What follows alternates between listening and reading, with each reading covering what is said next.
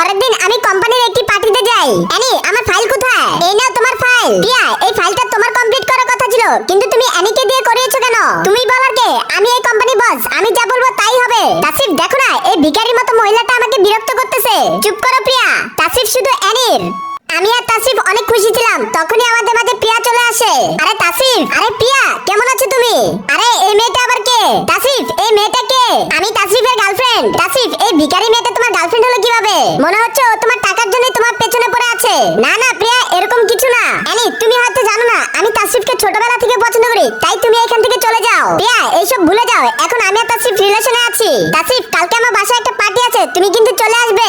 আর হ্যাঁ, তুমি একা আসবে, এই ভিখারি মেয়েটাকে কিন্তু নিয়ে আসবে না। বুঝেছি, এই প্রিয়া এভাবে মানবে না। প্রিয়া, আমি কোনো কাজের লোক না, আমি আর তাসিফ রিলেশন আছি, এটা তুমি ভুলে যাও না। তার আগে বলো, তুমি টাকাকে ভালোবাসো নাকি মাকে? যদি মাকে ভালোবাসো তাহলে ভিডিওটিতে লাইক করে চ্যানেলটিকে সাবস্ক্রাইব করে দাও, আর কমেন্টে তুমি তোমার সুন্দর নামটি লিখে যাও।